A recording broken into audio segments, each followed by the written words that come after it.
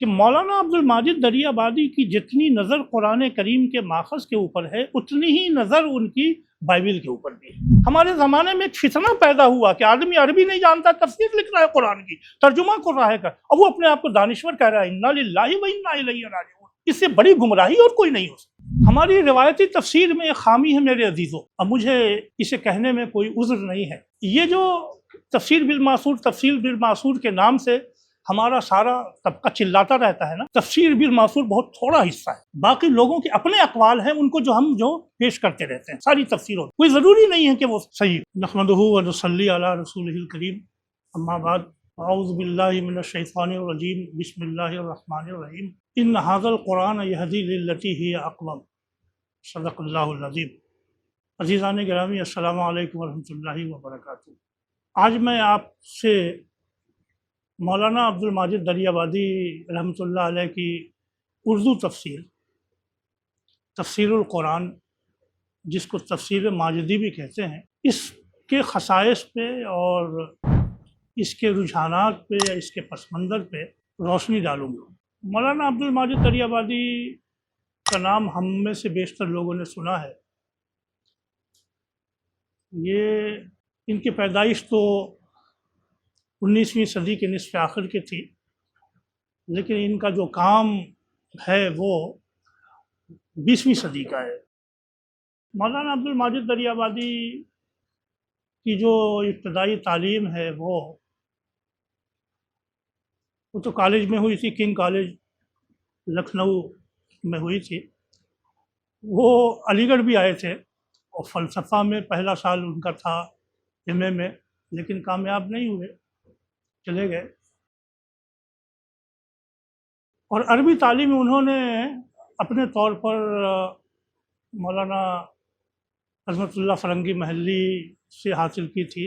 یہ بہت دلچسپ آدمی تھے اور ڈائیورس نالج ان کے پاس تھا، مختلف الجہات اور مختلف النوع تعلیم انہوں نے اپنے اندر جمع کی تھی۔ بہت محنتی آدمی تھے اور مطالعہ ان کا بہت وسیع تھا۔ آپ کے علم میں ہوگا کہ ایک زمانہ ان کے اوپر الحاد کا گزرا ہے، اور 20ویں صدی کے بالکل آغاز میں 8-9 میں 1908 یا 9 کے آس پاس میں ان کے اوپر الحاد کا زمانہ گزرا، اور انہوں نے ایک کتاب لکھی تھی، سائیکالوجی آف لیڈرشپ، قیادت کی نفسیات۔ فلسفے کے آدمی تھے اور ان کی 2 کتابیں بہت مشہور ہیں، فلسفہ جذبات اور فلسفہ اجتماع۔ تو یہ جو کتاب انگریزی میں لکھی، یہ کتاب لندن سے شائع ہوئی تھی غالباً 1915 میں۔ اس میں انہوں نے اسلام کے بنیادی عقائد پہ اعتراضات کیے تھے، توحید، رسالت، آخرت کی۔ یہ زمانہ ان کا الحاد کا 1918 تک کا ہے۔ اس عرصے میں یہ پریشان اور الحاد کی وادیوں میں بھٹکتے رہے۔ مولانا عبد الباری فرنگی محلی اور مولانا سید سلیمان ندوی اور مولانا محمد علی جوہر اور اکبر الہ آبادی بھی، ان لوگوں کی صحبتوں سے پھر یہ 1918 میں مسلمان ہوئے، تجدید ایمان کیا، توبہ کیا، اور اس کے بعد پوری زندگی انہوں نے اسلام کی علمی خدمت میں لگائی۔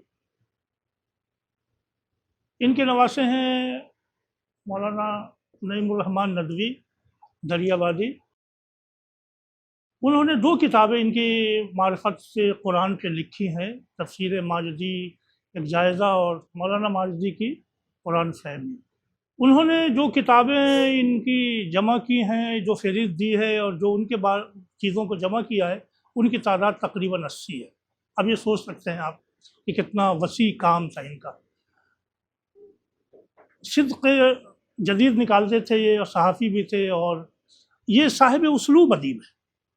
ہندوستان میں جو لوگوں نے کام کیا ہے ان میں امتیاز ان کا ایک بہت بڑا یہ ہے کہ صاحب اسلوب ادیب ہے، اور دوسرا بڑا امتیاز ان کا یہ ہے کہ یہ واحد عالم دین ہے ہندوستان میں جنہوں نے انگریزی اور اردو دونوں زبانوں میں تفسیر لکھی۔ یہ دوسرا کوئی عالم ہم کو ہندوستان میں نہیں ملتا۔ انگریزی میں انہوں نے 1933 سے لے کر کے 1939 تک 1939 تک انہوں نے انگریزی کی تفسیر لکھی. اچھا، اور اس کے بعد انہوں نے پھر اردو کی تفسیر لکھی جو تفسیر ماجدی کے نام سے. آپ کے علم میں یہ بھی ہوگا کہ چونکہ الحاظ سے نکلنے کے بعد ان کو ضرورت تھی کسی ایسے مرشد اور رہنما کی جو ان کے شکوک کو اندر سے دور کرنے کے ساتھ ساتھ ان کے قلب میں قرآن و سنت اور اتباع رسول اور تزکیہ نفس کی بنیادیں مضبوط کر دے. تو انہوں نے مولانا اشرف علی تھانوی رحمۃ اللہ علیہ سے رجوع کیا اور ان سے یہ بیعت ہوئی. اور تفسیر لکھنے میں، انگریزی تفسیر لکھنے میں خاص طور سے انہوں نے بڑی مدد لی ان سے، مولانا اشرف علی تھانوی رحمۃ اللہ علیہ سے. اور انگریزی تفسیر لکھنے کی وجہ بھی یہ ہوئی کہ جب یہ تھانہ بھون کے خانقاہ میں تھے تو ان سے لوگوں نے کہا کہ بھائی یہ جو انگریزوں کے لیے، انگریزی خواں طبقے کے لیے انگریزی میں کوئی ایسی تفسیر نہیں ہے کہ جو اہل اسلام کی طرف سے معتبر تفسیر ہو، تو تم یہ کام کرو. ان کا یہ کام میرے بس کا نہیں، اللہ کا نام لے کے کام کرو. تو وہاں سے ان کو تحریک ملی، یہ کام کیا. ایک نقطہ میں آپ سے عرض کرنا چاہتا ہوں جو آپ کے کام آئے گا مطالعہ قرآن میں آئندہ، اور وہ یہ ہے کہ کوئی مفسر کتنے ہی بڑا عالم کیوں نہ ہو، قرآن کا، حدیث کا، فقہ کا، نحو کا، یا وہ 14 علوم جو گناتے ہیں آپ لوگ کے تفسیر لکھنے کے لیے لازم ہیں، ان کے باوجود کوئی مفسر اپنے زمانے کے حالات اور اپنے ملک کے جغرافیائی حالات سے الگ نہیں ہوتا. کسی بھی تفسیر کو اٹھا لیجئے، آپ کو اس زمانے کا عکس ملے گا، ان کے مکان اور ماحول کا عکس ملے گا. ہر مفسر کے ہاں یہ بات ملے گی آپ کو. میں مثال دیتا ہوں آپ کو کہ اگر آپ اندلس کے لوگوں کی تفسیر اٹھائیں گے، جیسے الجامع لاحکام القرآن قرطبی کی ہے یا ابن عطیہ کی ہے، یہ سب اندلس کے تھے، اس میں آپ کو اندلس کے ماحول کا چھاپ ملے گا. یا اسی طریقے سے آپ کو ابن کثیر کو اٹھائیں گے، حالانکہ بہت روایتی تفسیر ہے، یا طبری کو اٹھائیں گے تو ان کو یہاں کا چھاپ ملے گا آپ کو. مولانا عبد الماجد دریابادی جس عہد میں تھے وہ عہد ہندوستان ہی نہیں پوری دنیا کے لیے چیلنجنگ تھا کہ یہ جو انگریزوں کی حکومت تھی یہ پورے ایک ایشیا کے اوپر مسلط تھی، اور یہ ایک جارح قسم کی تبلیغ پہ یقین رکھتی تھی. مشنریز جو کام کر رہے تھے تو اسلام کے عقائد کو چیلنج کرنا، اسلامی شعار کو چیلنج کرنا، اور اسلامی جو عبادات و معاشرت ہے، نظام زندگی ہے، اس کو چیلنج کرنا ایک. اور اس سے بڑی بات یہ تھی کہ یہ انگریز اپنا ایک نظام تعلیم لے کر کے آئے تھے، جو نیا نظام تعلیم تھا اس کے ذریعے یہ الحاد اور تشکیک پھیلاتے. تو یہ دوہری مار تھی کہ جو مسلم امت کو سہنی پڑ رہی تھی. اس زمانے میں جو تفسیریں لکھی گئی ہیں آپ دیکھیں گے تو اس زمانے میں ہر جگہ آپ کو ایک مناظرانہ ٹچ ملے گا تفسیر میں. پورے اس زمانے کی تفسیر میں آپ دیکھیں گے تو یہ مناظرانہ ٹچ ملے گا آپ کو. مولانا عبد الماجد دریابادی رحمۃ اللہ علیہ نے انگریزی تفسیر لکھنے کے بعد اردو تفسیر لکھی. اس تفسیر میں انہوں نے جو کام کیے وہ کام یہ تھا کہ مذاہب عالم، خاص طور سے یہودیت، عیسائیت، مجوسیت، ہندو مذہب، یعنی وہ مذاہب جس سے اس زمانے میں مسلمانوں کا سابقہ تھا، اپنی تفسیر میں خصوصیت کے ساتھ انہوں نے اس کو ایڈریس کیا. چنانچہ جب آپ ان کی تفسیر پڑھیں گے تو مطالعہ مذاہب کے لیے جتنا اچھا مواد آپ کو تفسیر ماجدی میں ملتا ہے اس زمانے کی دوسری تفسیر میں نہیں ملے گا. وہ حواشی لکھتے ہیں اور حواشی میں تقریباً 300 کے آس پاس ان کی حواشی اسی کے اوپر موجود ہے. مولانا کمال الدین صاحب، انہوں نے ان کے سارے حواشی کو جو یہودیت و نصرانیت سے متعلق ہیں انہوں نے جمع کر دیا ہے، اور یہ لکھنؤ سے یہ شائع ہو گیا ہے. تقریباً 300 350 400 صفحے کی یہ کتاب. آپ کے علم میں ہوگا کہ یہودیت و نصرانیت کے حوالے سے مولانا سید ابو الاعلیٰ مودودی رحمۃ اللہ علیہ نے تفہیم القرآن میں جو لکھا ہے اس کو بھی جمع کیا گیا ہے، وہ بھی ایک بڑا کام ہے، اس پر ہم بعد میں کبھی گفتگو کریں گے۔ لیکن یہ جو کام ہے، یہ کام جو جمع کیا گیا ہے تفسیر ماجدی سے نکال کر کے، اس کی بعض اہم خوبیاں ہیں۔ اس کی خوبی ہے کہ مولانا عبد الماجد دریا آبادی کی جتنی نظر قرآن کریم کے ماخذ کے اوپر ہے، اتنی ہی نظر ان کی بائبل کے اوپر بھی ہے۔ تو چند کام بہت اہم کرتے ہیں کہ جہاں جہاں قرآن کریم میں یہودیت و نصرانیت کا حوالہ آیا ہے یا یہود کا تذکرہ آیا ہے، اس کے لیے وہ حوالے لے کر کے آتے ہیں توریت سے، انجیل سے، تلمود سے، اور ان کے شارحین سے لے کر کے آتے ہیں۔ قرآن کریم پر جو اعتراضات یہود و نصارہ کرتے ہیں، اس کا جواب عقلی دینے کے علاوہ وہ ان کی کتابوں سے دیتے ہیں۔ مثلا ایک چھوٹی سی بات بتا دوں، آپ کو اندازہ ہو جائے گا کہ قرآن کریم میں ہے کہ حضرت موسیٰ علیہ السلام نے لاٹھی ماری پتھر پہ تو فن فجرت من حسنتا عشرۃ عینا قد علم کل اناس مشربہ، کہ 12 چشمے پھوٹ پڑے۔ لیکن توریت میں چشمے کا ذکر ہے، 12 کا ذکر نہیں۔ تو اب اعتراض کیا کرتے ہیں یہ نصارہ اعتراض یہ کرتے ہیں کہ صاحب انہوں نے لیا تو توریت سے ہے، لیکن اس نے اپنی طرف سے 12 کا اضافہ کر دیا محمد صلی اللہ علیہ وسلم نے، نعوذ باللہ۔ اب مولانا عبد الماجد دریا آبادی کیا کرتے ہیں کہ وہ اٹھاتے ہیں جارج سیل کی تفسیر، جو 17ویں صدی میں لکھی، انگریزی کا پہلا ان کی نظر میں، وہ ہمارے نظر میں تو خائن ہیں یہ لوگ، جو زیادہ معروف ہوا۔ اب وہ یہ دکھاتا ہے کہ ایک سیاح جاتا ہے وہاں اس مقام پہ، وہ دیکھتا ہے کہ وہ 12 چشمے وہاں پہ موجود ہیں، پتھر سے جو نکلے تھے پہاڑی سے۔ تو یہ دلائل وہ لے کر کے آتے ہیں قرآن کریم کے ثبوت کے لیے۔ دوسری بات وہ یہ کرتے ہیں جو بہت اہم ہے کہ قرآن کریم میں جن انبیاء کا تذکرہ ہے، ان انبیاء کا تذکرہ اس میں بھی آیا ہے، بائبل میں بھی آیا ہے۔ تو بائبل میں جو کردار کشی کی گئی ہے انبیاء علیہ السلام کی، مثلا حضرت داؤد علیہ السلام کی، حضرت سلیمان علیہ السلام کی، حضرت نوح علیہ السلام کی، حضرت لوط علیہ السلام کی، ان مقامات کی وہ نشاندہی کرتے ہیں اور یہ بتاتے ہیں کہ کہاں کہاں تحریف ہوئی۔ مثلا وما کفر سلیمان ولکن الشیاطین کفروا، سورہ البقرہ میں۔ اب وہ پورا حوالہ لے کر کے آتے ہیں کہ حضرت سلیمان علیہ السلام کو نعوذ باللہ ان لوگوں نے ایک بددین، ایک بت پرست اور ایک عیش پسند حکمراں بنا کر کے پیش کیا۔ پورے وہ حوالے توریت کی کتاب سلاطین سے، باب سلاطین سے وہ لے کر کے بہت۔ اور پھر اس کے بعد وہ یہ کہتے ہیں کہ یہ پہلا موقع ہے کہ جب محمد صلی اللہ علیہ وسلم پر قرآن نازل ہوتا ہے، اور قرآن ان ساری تحریفات کا پردہ چاک کر کے اللہ کے رسول سلیمان علیہ السلام کی شخصیت کو اتنی برگزیدہ ثابت کرتا ہے جتنی حقیقت میں ان کی شخصیت تھی۔ تو یہ دوسرا ان کا امتیاز ہے۔ تیسرا ان کا امتیاز یہ ہے کہ جہاں جہاں تحریفات ہوئی ہیں توریت میں، قرآن نے جہاں نقد کیا ہے، وہ ان تحریفات کی نشاندہی کرتے ہیں۔ یہود و نصارہ اس بات کا انکار کرتے ہیں کہ وہ توریت میں، انجیل میں تحریف نہیں ہوئی ہے،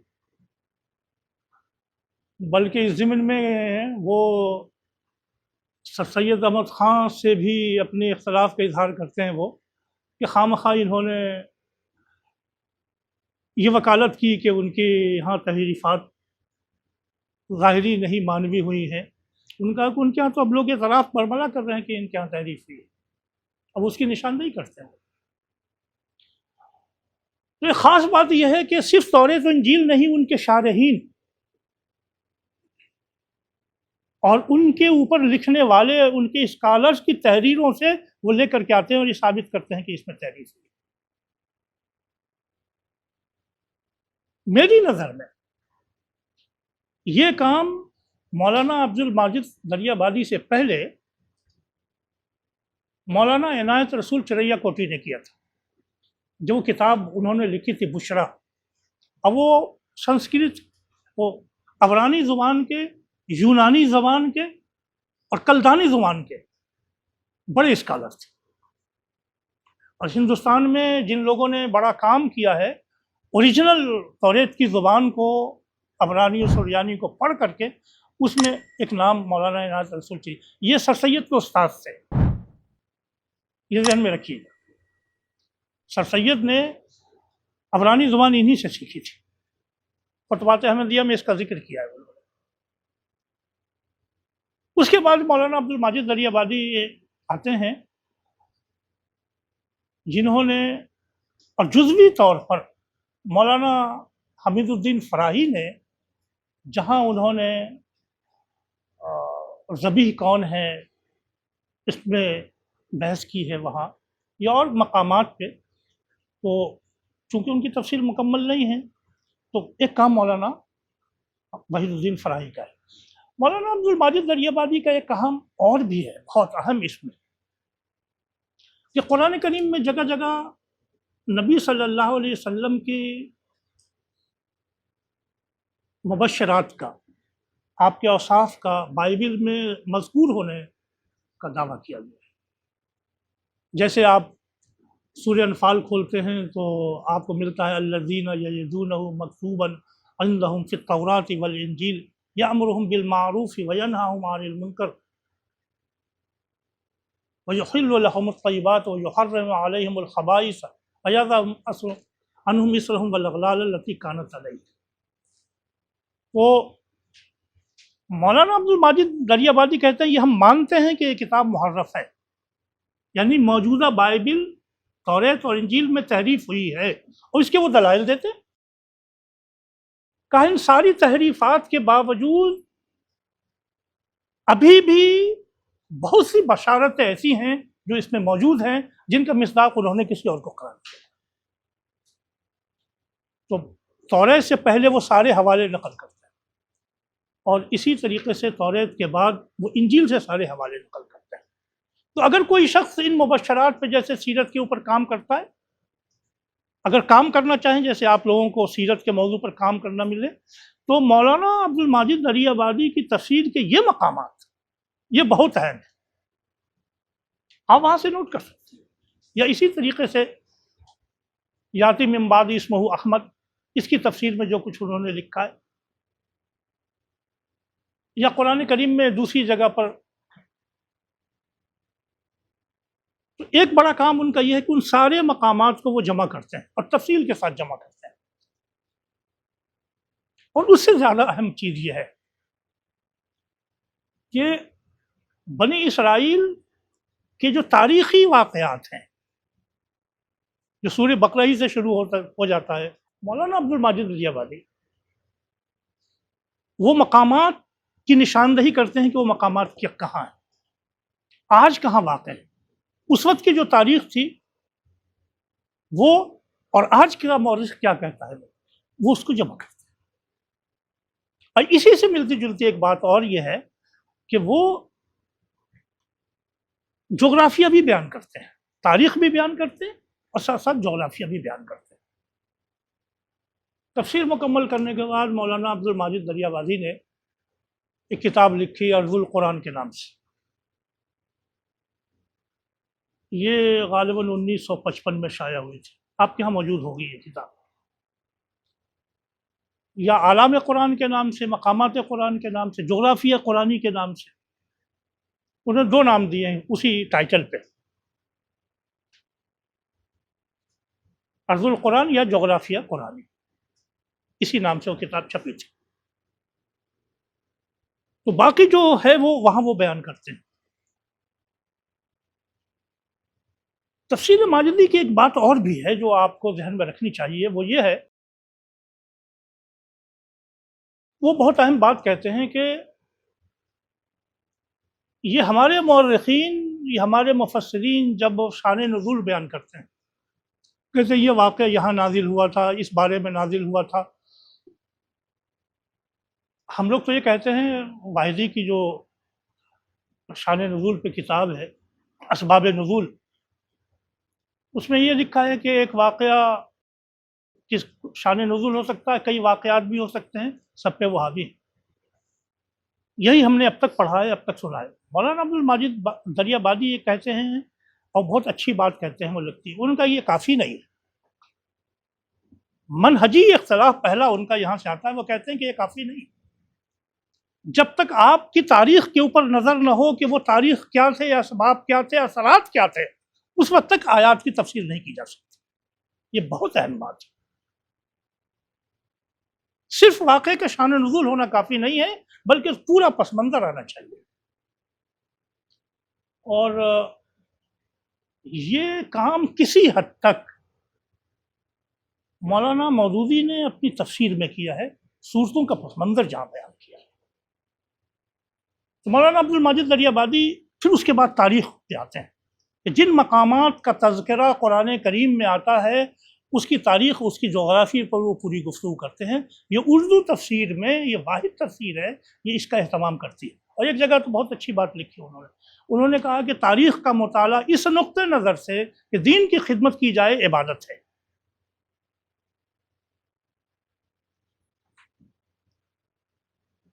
تو ایک بڑا امتیاز جو تفسیر ماجدی کا ہے وہ تو مطالعہ مذاہب ہے۔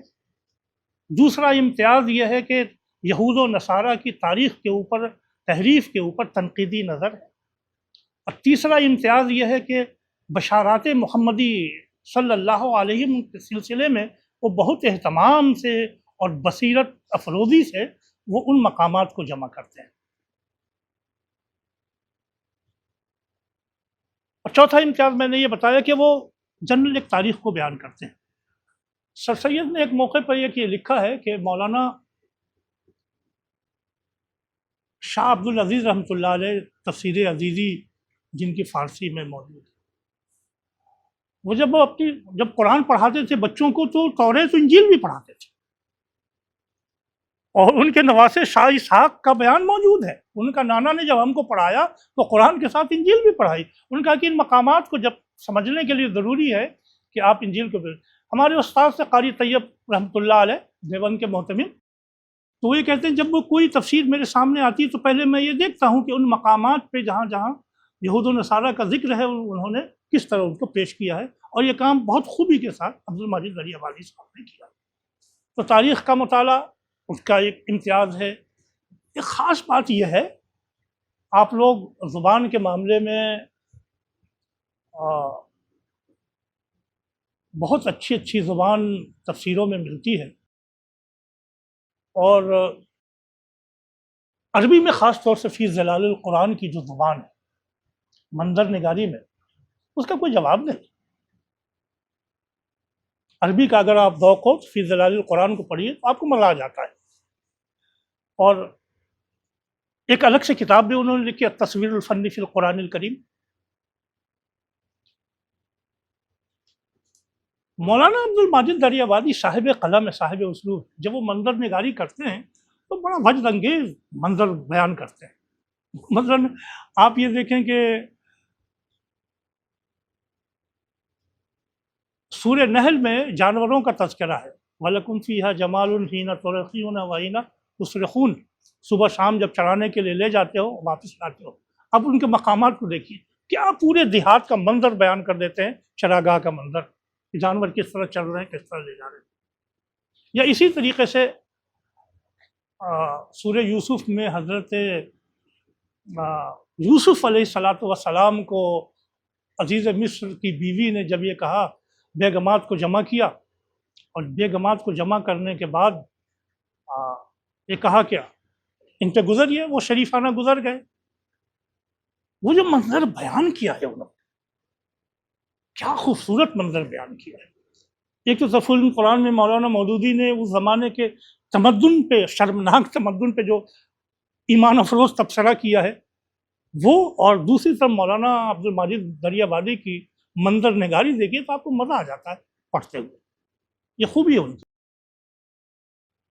مولانا عبد الماجد دریا بادی کی تفسیر کی اہم خوبی یہ ہے کہ یہ خلاصۃ التفاسیر ہے۔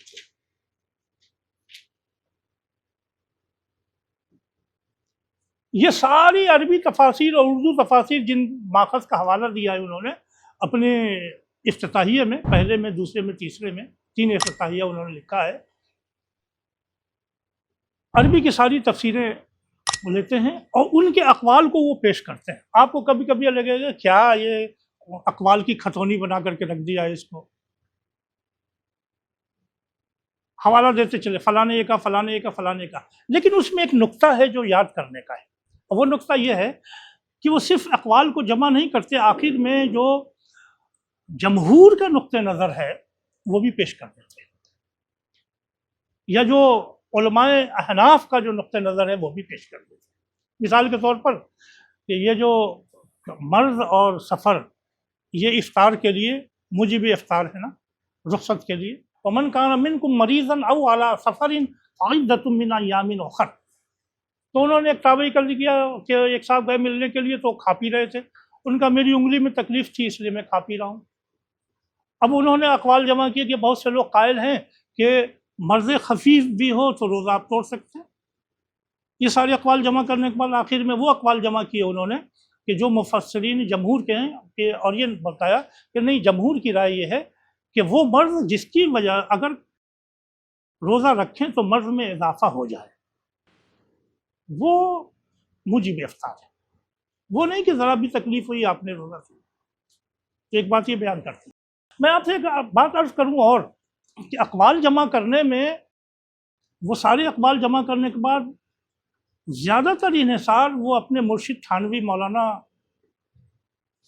اشرف علی تھانوی رحمۃ اللہ علیہ اور ان کے بیان القرآن پہ کرتے۔ انہوں نے لکھا بھی ہے کہ میں نے زیادہ تر انہی سے لیا ہے، ترجمے میں بھی ان پر بھروسہ کیا ہے، تفسیر میں بھی، لیکن نہایت ادب سے اور خوبصورتی سے کبھی کبھی وہ اپنے استاد سے بھی اختلاف کرتے ہیں، اختلاف کا ذکر نہیں کرتے ادب، لیکن اپنی بات کہہ دیتے ہیں۔ اس سے لگتا یہ ہے کہ وہ صرف ناقل نہیں ہے، ان کے ذہنوں میں کچھ چیزیں ہیں جن کو، حالانکہ وہ فقہ و فتاوی کے آدمی نہیں ہیں، وہ عام طریقے سے احکام القرآن یا ہمارے ہندوستانی علماء کی جو مدارک وغیرہ ہیں، ان کی ملا جیون کی کتاب، ان سے وہ نقل کرتے ہیں، لیکن بعض مقامات پہ وہ اپنی بات کہہ جاتے ہیں۔ مثلا آپ سنیے، یہ جو سورہ توبہ کی آیت نمبر 60 ہے، یہ مصارف زکوٰۃ کے بارے میں ہے نا، انما الصدقات للفقراء والمساکین والعاملین علیہا والمؤلفۃ قلوبہم والغارمین وفی الرقاب، اس میں جو مؤلفۃ القلوب کی مد ہے تو سارے علماء یہ لکھتے ہیں کہ یہ مد ساقط ہو گئی حضرت عمر کے زمانے میں، منسوخ ہو گئی، اور یہی بات مولانا تھانوی نے بھی بیان القرآن میں لکھی ہے۔ اب مولانا عبد الماجد دریابادی کیا کرتے ہیں، سب کچھ نقل کرنے کے بعد وہ اٹھا کر کے لے آتے ہیں مولانا مناظر حسین گیلانی کی اسلامی معاشیات، اور اس حوالے سے یہ لکھتے ہیں کہ نہیں، اس وقت اس مت کو لینے والے نہیں تھے، لیکن بعد میں بھی لینے والے نہ، ایسا ضروری نہیں ہے، ایسا ہو سکتا ہے، لہذا یہ مت موقوف ہوئی ہے، ساقط نہیں ہوئی ہے، منسوخ نہیں ہوئی ہے، اور اس کے لیے وہ دلائل فراہم کرتے ہیں، اختلاف نہیں کرتے، لیکن ایک متوازی قول لا کر کے اپنے شیخ کے خلاف وہ جمع کر دیتے ہیں اور اپنا رجحان وہ بتا دیتے ہیں۔ اس سے ایک بات معلوم ہوتی ہے، ہمارا طریقہ کبھی کبھی یہ ہوتا ہے کہ ہم جس سے اختلاف کرتے ہیں اپنے اختلاف کو کھلے لفظوں میں واضح کر دیتے ہیں اور یہ دکھانے کی ہم کوشش کرتے ہیں کہ ہم بھی کچھ جانتے ہیں۔ یہ عام طریقے سے نوسکھے لوگوں کا یہ کام ہوتا ہے، اور یونیورسٹیوں میں بڑا ہوتا ہے یہ کام، جو لوگ پی ایچ ڈی کرتے ہیں، تھیسس لکھتے ہیں، ذرا سی کوئی چھوٹی سی اختلاف اس کو ایسا ہائی لائٹ کریں گے کہ یہ بڑے علامہ اور قابل ہو کر کے پیدا ہو گیا، بہت ادیبانہ طریقے سے اور ادب سے انہوں نے اختلاف کیا اپنے شیخ سے، اور یہ کہا کہ فلاں صاحب نے یہ لکھا ہے۔ یہ چیزیں سیکھنے کی ہیں۔ مولانا عبد الماجد دریابادی اقوال کے جمع کرنے کے ساتھ ساتھ عربی کے اقوال، اگر آپ کو اتنا وقت نہیں ہو کہ اپنی ساری تفسیریں پڑھیں تو آپ تفسیر ماضی اٹھا لیجئے، کس نے کیا کہا ہے وہ سب آپ کو اس میں مل جائے گا، لیکن کوئی ضروری نہیں ہے کہ وہ ہر چیز میں آدمی اتھارٹی ہو، ہر سے آخر ہو۔ روایات وہ جمع کرتے ہیں، روایات میں جو مفسرین عام طریقے سے بیان کرتے ہیں وہ ان کو لے لیتے ہیں، لیکن ایک خاص بات جو میں آپ سے کہنا چاہتا ہوں وہ یہ ہے کہ تفسیریں مختلف ماحول میں لکھی گئیں، مختلف مسالک کے لوگوں نے لکھی، ہر مسلک کے لوگوں نے تفسیر لکھی ہے نا۔ ہمارے زمانے میں ہمارا مولوی ہندوستان، پاکستان، بنگلہ دیش کا کیا کرتا ہے کہ جو اپنے مسلک کی کتاب اس کو پڑھتا ہے، دوسرے مسلک کی کتاب کو یا تو پڑھتا نہیں ہے، اگر پڑھتا ہے تو اس پہ اتنی تنقیدیں کرتا ہے تاکہ دوسرا آدمی نہ پڑھے۔ مولانا عبد الماجد دریا بادی کی خوبی یہ ہے کہ وہ ہر مکتب فکر کی تفسیر اور کتاب پڑھتے ہیں، اور وہ ہر جگہ سے کچھ نہ کچھ اٹھا کر کے لے آتے ہیں، جو مناسب ہوتا ہے وہ اس کو بیان کر دیتے ہیں۔ تو یہ جتنے تفسیری رجحانات پچھلے میں پائے گئے وہ اس میں مل جاتے ہیں۔ ہماری روایتی تفسیر میں ایک خامی ہے میرے عزیزوں، اب مجھے اسے کہنے میں کوئی عذر نہیں ہے۔ یہ جو تفسیر بالمعصور، تفسیر بالمعصور کے نام سے ہمارا سارا طبقہ چلاتا رہتا ہے نا، تفسیر بالمعصور بہت تھوڑا حصہ ہے، باقی لوگوں کے اپنے اقوال ہیں، ان کو ہم پیش کرتے رہتے ہیں ساری تفسیروں میں، کوئی ضروری نہیں ہے کہ وہ صحیح۔ مولانا عبد الماجد دریا بادی یہی کہتے ہیں کہ جتنی تفسیریں لکھی گئیں اس میں ریپیٹیشن ہے، تبری نے جو کہا بعد آنے والا وہ کہے گا، وہ بھی وہ کہے گا، وہ بھی وہ کہے گا، یہ سب ریپیٹ کرتے رہتے ہیں، اس کا کوئی حاصل نہیں۔ اس میں تنقیدی نظر ہونی چاہیے۔ میں آپ کو ایک مثال دیتا ہوں، یہ کمی وہاں بھی پائی جاتی ہے۔ ابھی کچھ دن پہلے آپ کے ادارے میں بنی قریظہ پہ ایک لیکچر ہوا تھا جس کی صدارت میں نے کی تھی پروفیسر اشتاق نلوی صاحب کی، تو بحث آئی کہ روایات میں اختلاف ہے۔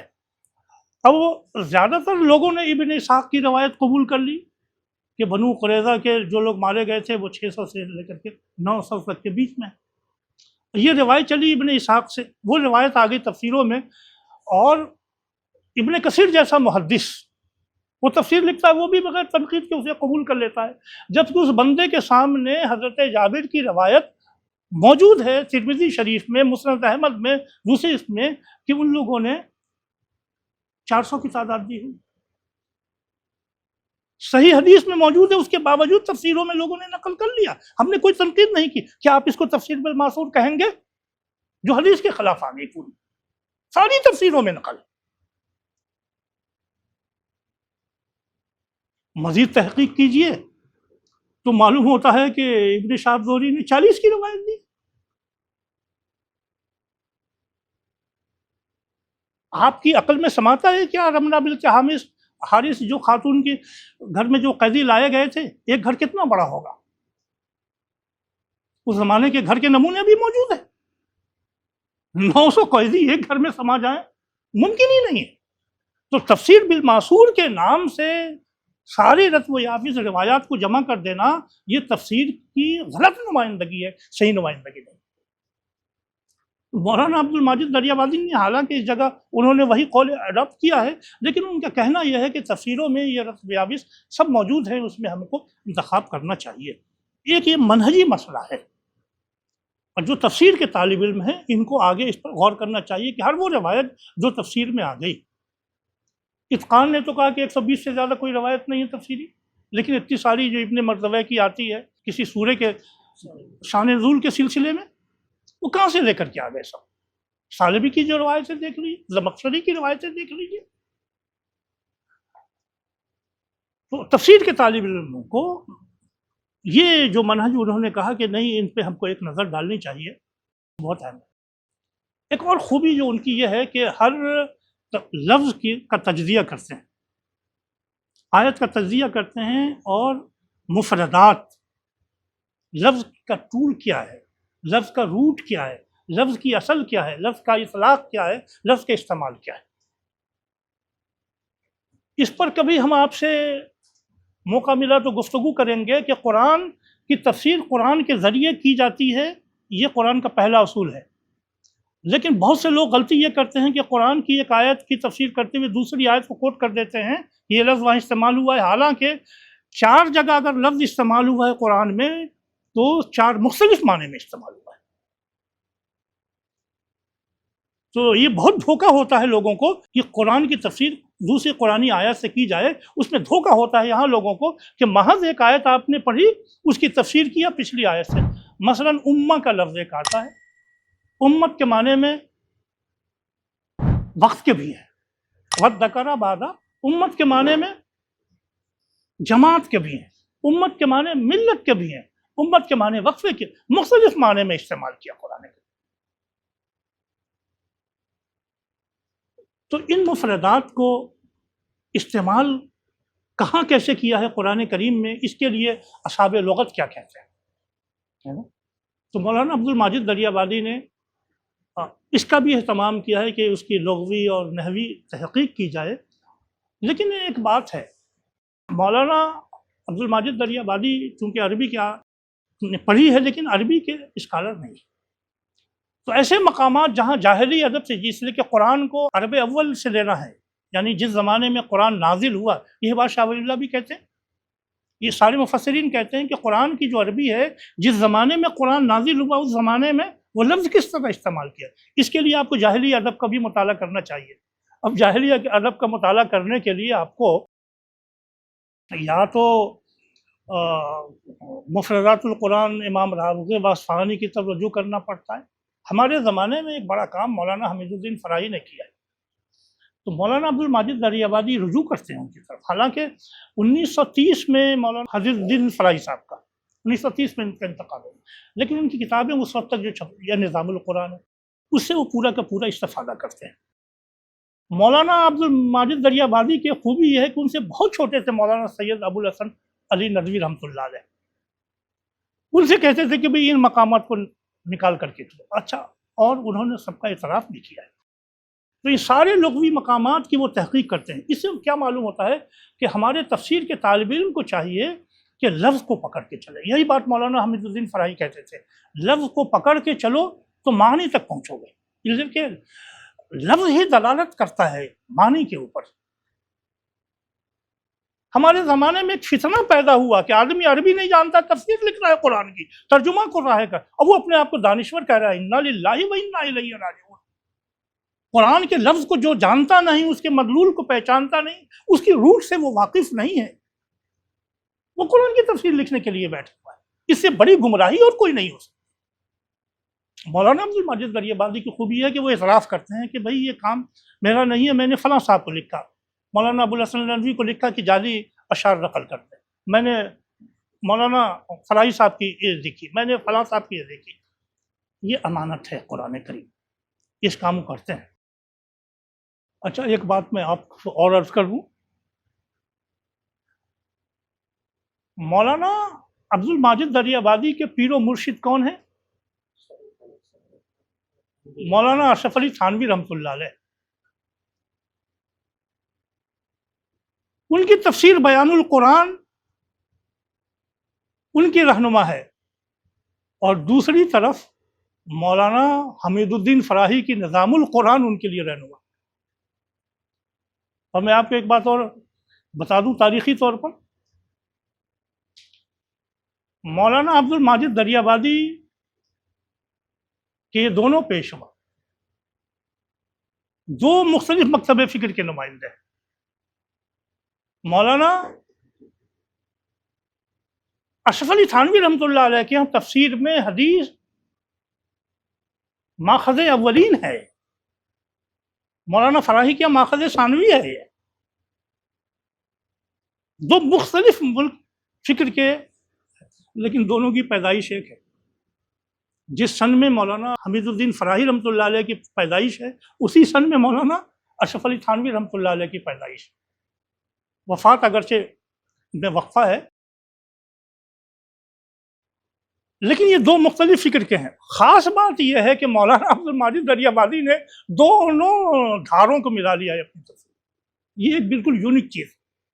جیسا کہ میں نے عرض کیا کہ آدمی صرف اپنے مسلک کی، اپنے مطلب کی چیزیں دیکھتا ہے، دوسروں کو نہیں دیکھتا، لیکن مولانا عبد الماجد دریابادی نے یہ کیا کہ دو دھاروں کو ملا لیا انہوں نے۔ مولانا اشرف علی تھانوی رحمۃ اللہ علیہ کے ہاں پیر تھے، مرشد تھے، اور بڑے مرشد تھے، اور ان کا بڑا فیض ہے۔ تو بیان القرآن میں تصوف کے مسائل بھی انہوں نے ڈیل کیے، بڑے بیان کیے۔ مولانا عبد الماجد دریابادی نے بھی اپنی تفسیر میں تصوف کو لیا ہے، اور زیادہ تر ان کی کتاب کلام الملوک سے لیا ہے۔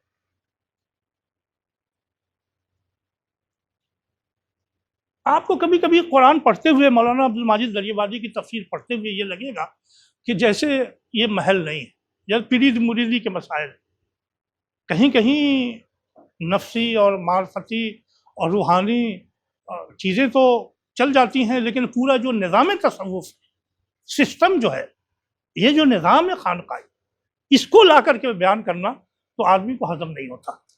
تو یہ چیزیں وہاں پائی جاتی ہیں اس میں. اس کے ساتھ ساتھ ایک چیز اور بھی ہے کہ بہت سے مقامات کے اوپر مولانا نے اشتہارات کیے ہیں، اور وہ اشتہار المجتہد یخطئ و یصیب، کبھی صحیح بھی ہوتے ہیں کبھی غلط بھی ہوتے ہیں، لیکن اس کے اوپر اجر ہے فی نفسی کی. یہ اس تفسیر میں ملے گی. اگر آپ کو یہ دیکھنا چاہیں تو ایک زمانے میں جب یہ تفسیر شائع ہوئی تھی، مولانا عامر عثمانی نے تجلی میں 11 قسطوں میں تبصرہ کیا تھا. وہ تجلی کی فائل میں موجود ہے، وہ تبصرے دیکھیے آپ. اگر آپ کو کبھی ریسرچ کرنا ہو تو انہوں نے ان کے ترجمے کے اوپر اور ان کی تفسیر کے اوپر ایک تفصیلی ریمارک دیا تھا. مولانا نے نظر ثانی کی.